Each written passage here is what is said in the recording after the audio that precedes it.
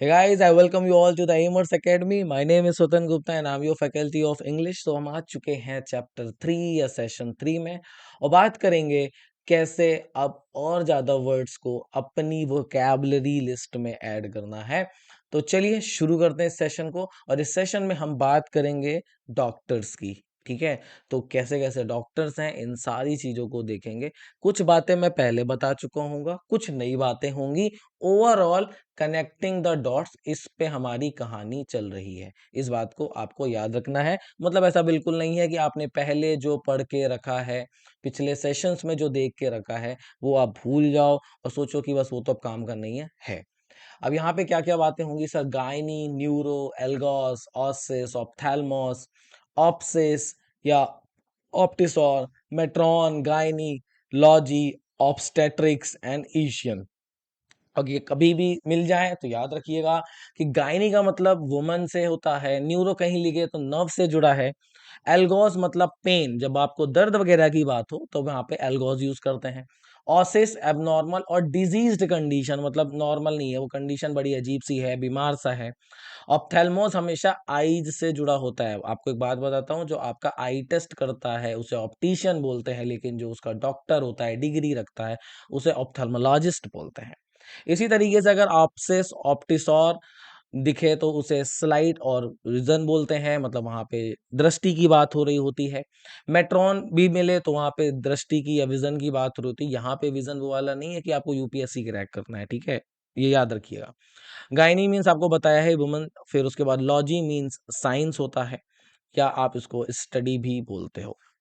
फिर आया ऑब्स्टेट्रिक्स, तो इसका होता है टू स्टैंड बिफोर एन ईशियन, मतलब एक्सपर्ट। आपने देखा होगा ना फिजिशियन, अगर आप कभी हॉस्पिटल गए हैं तो आपको फिजिशियन दिखता है, वहां पे आईशियन। तो अभी देखिए पिछले सेशंस में मैंने आपको कुछ प्रीफिक्स बताए, फिर सफिक्स बताए, और अब यहाँ पे भी मैं आपको कुछ प्रीफिक्स एंड सफिक्स बताता हूँ। कॉमनली है, तो इसको ऐसे मत लेना कि बस यही होता है, बहुत सारे और भी होते हैं, लेकिन आपका कॉमन सेंस डेवलप हो इसलिए बता रहा हूँ। तो अगर आपको कभी A N T E, ANNTI, AUTO, CONTRA, आप कॉन्ट्रा बोलते हो लेकिन नहीं बोलते हैं, बताया था मैंने क्यों। फिर CONTRO, DEDIS, EN और EX, ऐसे प्रीफिक्स दिखे तो इनका मीनिंग होता है कुछ जैसे, अगर ए और एन दिख जाए तो इसका मतलब होता है विदाउट, लैक ऑफ और नॉट, ठीक है, मतलब उसके बिना। बेसिकली यूएन आपको पहले सेशन में बताया था, इसका मतलब भी विदाउट टू होता है। तो ए से बना अमोरल, एक्यूलर एंड अबीस। एंटिम कभी दिखे, इसका मतलब before, earlier, in front of. आपने देखा होगा ना एएम होता है एंटीमेरिडियन, आपने ये देखिए सवेरे सवेरे के समय को हम कहते हैं एएम, सो एंटीमेरिडियन। इसी तरीके से आया एंटीसीडेंट। ठीक है, मैथमेटिक्स में आपने ये टर्म जरूर देखी होगी। अब हर चीज की हिंदी नहीं बताऊंगा, ये याद रखना, थोड़ा बहुत तो मेहनत करो, मोबाइल डिक्शनरी आपके हाथ में है।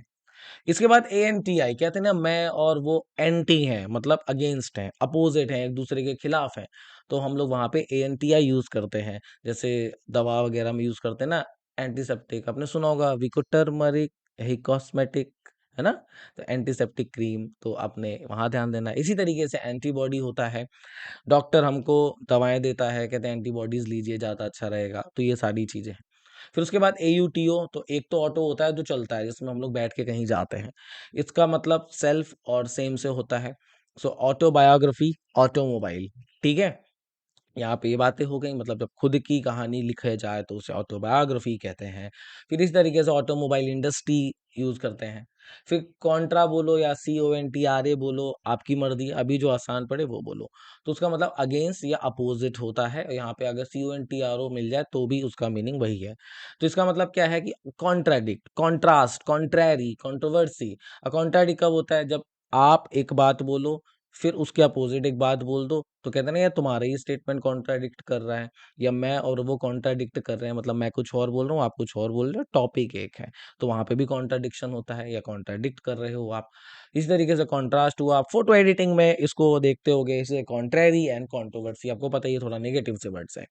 एक आइडिया और भी लग रहा होगा कि वर्ड पॉजिटिव कैसे बनता है एंड वर्ड नेगेटिव कैसे बनता है। इसी तरीके से DE लग जाए, डे आप बोलते हो बट डे मत बोलना, DE तो डाउन, ऑफ और अवे फ्रॉम होता है। जैसे वैल्यू, डिवैल्यू है ना, कहते हैं ना डिवैल्यूएशन हो रहा है शेयर्स का, सिम डीएक्टिवेट हो गई है, डिग्रेड कर रहे हो आप मुझे। और डिस तो मैं आपको पहले भी बता चुका हूँ। तो नॉट, अपार्ट या फिर अवे होता है इसका मतलब। तो जैसे अपीयर का डिसअपीयर, एग्री का डिसएग्री और एग्रीएबल का डिसएग्रीएबल। तो ऐसे याद रखना, इसके कुछ मीनिंग होते हैं, ये आपको याद ही करने पड़ेंगे, ठीक है। आइडिया लग गया ना एक बार, तो आपके मतलब थाउजेंड्स ऑफ वर्ड्स प्रिपेयर हो जाते हैं, पता नहीं चलता, क्योंकि आइडिया लगने लगता है। बेनिफिट कहाँ मिलता है? सो जब आप सिनोनिम्स या एंटोनिम्स में जाते हो ना वहां पे, और सबसे ज्यादा जब आप रीडिंग कॉम्प्रिहेंशन या पैराजम्बल्स करते हो, तो वहां पे आपको बहुत ज्यादा बेनिफिट मिल जाता है, क्योंकि आपको कॉन्टेक्स्ट सीधे सीधे समझ में आता है कि ओके, इसका मीनिंग कुछ ऐसा हो सकता है।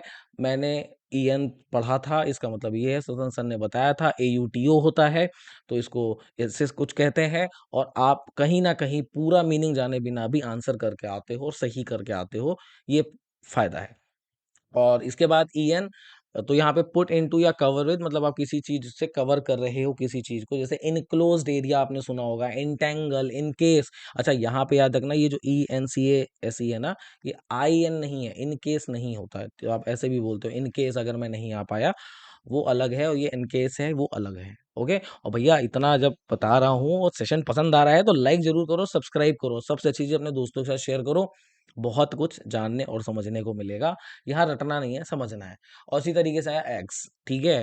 तो एक्स बोलते हैं इसको, ये याद रखना, ये एक्स नहीं होता, ये वाला नहीं होता। आप ऐसे समझो कि ये बोल रहे हो एग्स, ठीक है।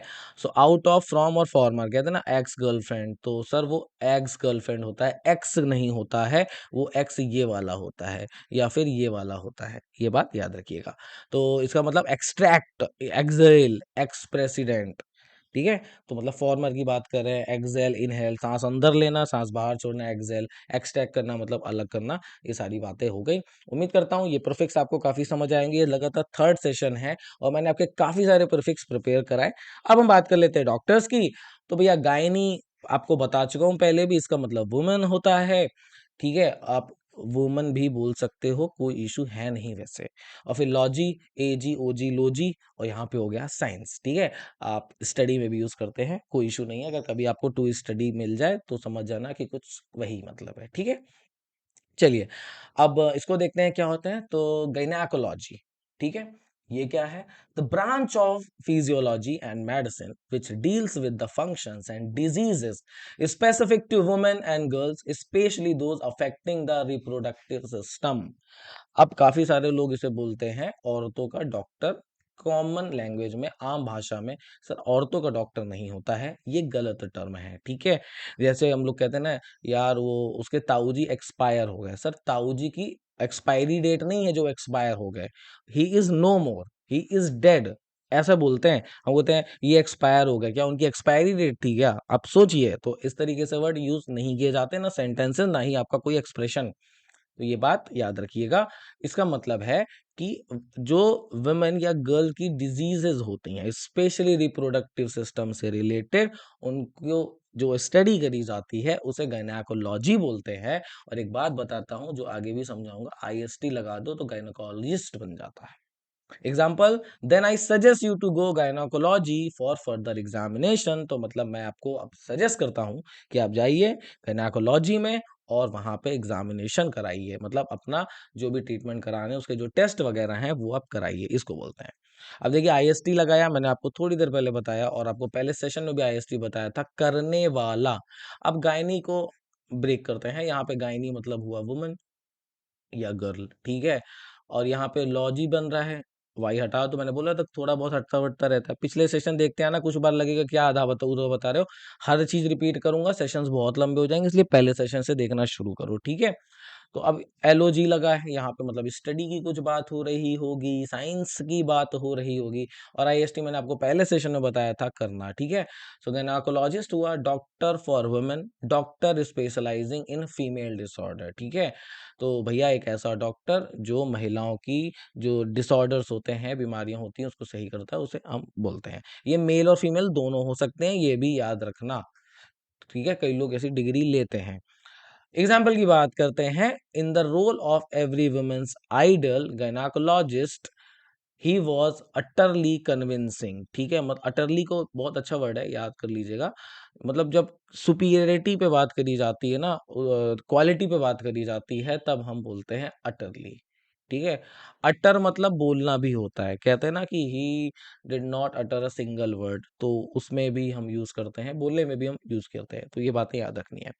मिसोजिनिस्ट तो आपको मिसीन पढ़ाया था मैंने पिछले सेशन में, और वेल ये ऑफ कोर्स उससे जुड़ा नहीं है डॉक्टर से, लेकिन आपको एक वर्ड बस कनेक्ट करके बता रहा हूँ कि गायनी मिल गया था। तो मिसोजिनिस्ट आपको पता है, मिसीन मतलब टू हेट, और जाइन गायनी मतलब आपको बताया ही है, वुमेन होता है, और आईएसटी करने वाला, क्योंकि मुझे कनेक्ट करना था इसलिए मैंने इस वर्ड को यहाँ पे रखा।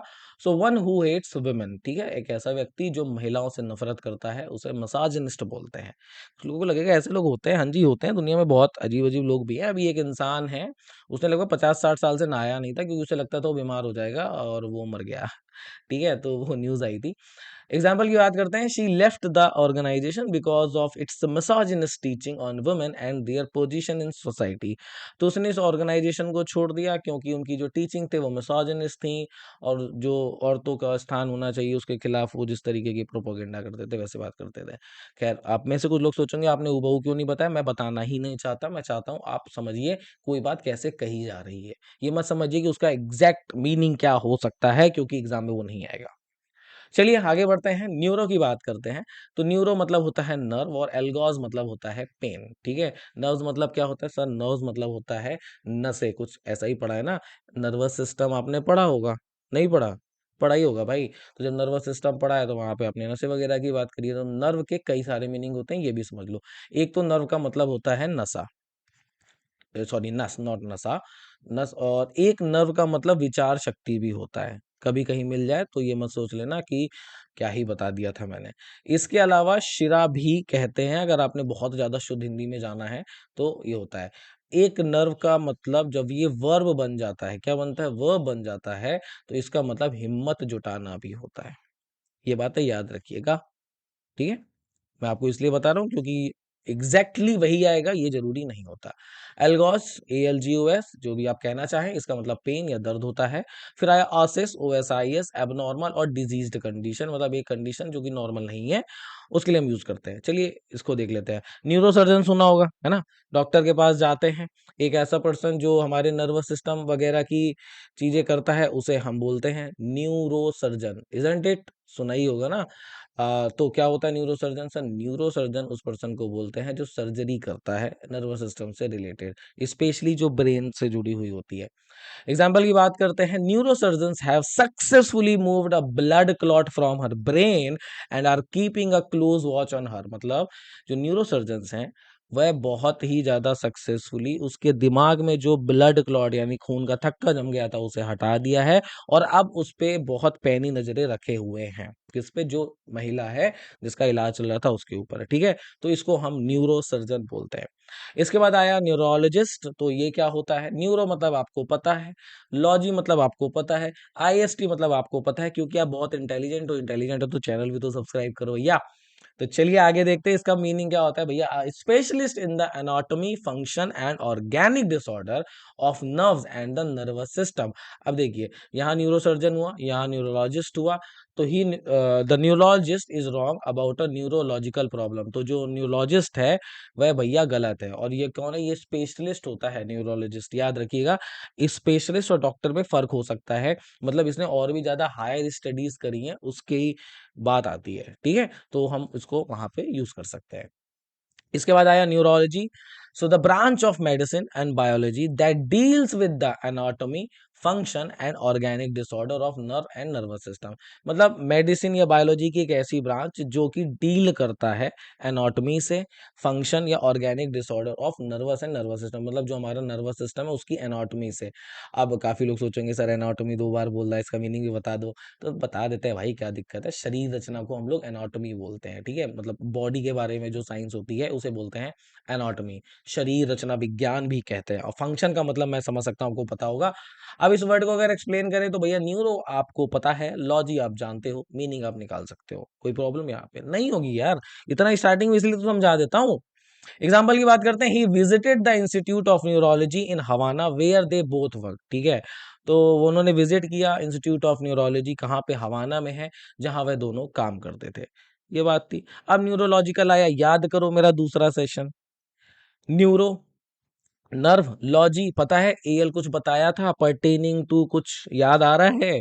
A L, I C A L, और यहाँ पे हम देखना चाहो तो आई सी एल भी दिख रहा है, तो कुछ जुड़ा हुआ होगा। अब देखो एग्जैक्टली exactly वही लिखा है, पर्टेनिंग टू, रिलेटिंग टू, एक ही तो है ना, सिनोनिम है। रिलेटिंग टू एनाटॉमी यानी मानव विज्ञान, जो आपको बताया, या शरीर रचना। Function and organic disorder of nerves and the nervous system, इसको बोलते हैं, ठीक है। तो भैया इनसे जब जुड़ी बातें हों उसे न्यूरोलॉजिकल बोलते हैं।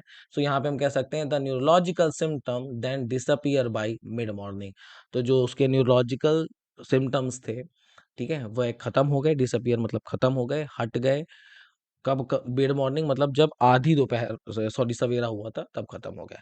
अब आया न्यूरोसिस, ऑस्मोसिस बताया था, कुछ ऑसिस बताया था, कुछ स्टार्टिंग में, ध्यान से दोगे तो हर चीज कनेक्ट करेगी। तो यहां से बना a relatively mild mental illness that is not caused by the organic disease involving symptoms of stress.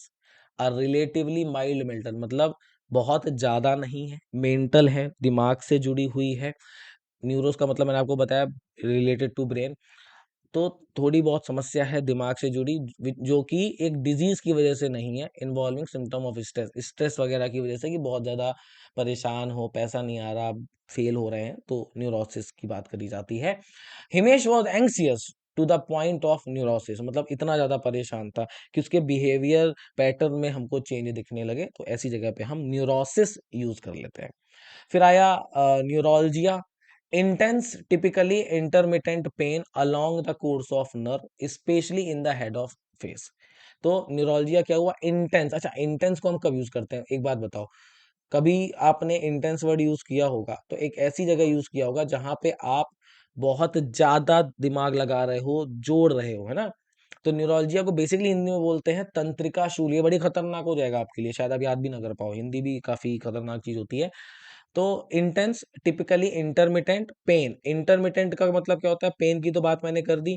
अब इंटरमिटेंट की अगर बात कर रहे हैं तो ये क्या होगा सर, इंटरमिटेंट का मतलब होता है आंतरिक, बीच बीच में होने वाला, मतलब एक अभी यहाँ हुआ, अब यहाँ हो रहा है, अब शायद यहाँ हो रहा है, फिर शायद तुरंत हो गया, तो इसको इंटरमिटेंट पेन बोलते हैं along the course of nerve especially in the head और फेस, मतलब आपके फेस में हो रहा है या आपके हेड पे हो रहा है, उसको हम न्यूरोलजिया बोलते हैं। Example, the plant act as sedative in the treating neuralgia. अभी प्लांट की बात करी जा रही है, और उसके बाद मैंने सिडेटिव वर्ड यूज किया। सिडेटिव याद रखना, थोड़ा अच्छा वर्ड है। सिडेटिव ड्रग्स भी यूज करते हैं, तो बेसिकली इसको उपशामक या शामक बोलते हैं, मतलब शांति मिल जाए थोड़ी सी, उसके लिए यूज किया जाता है।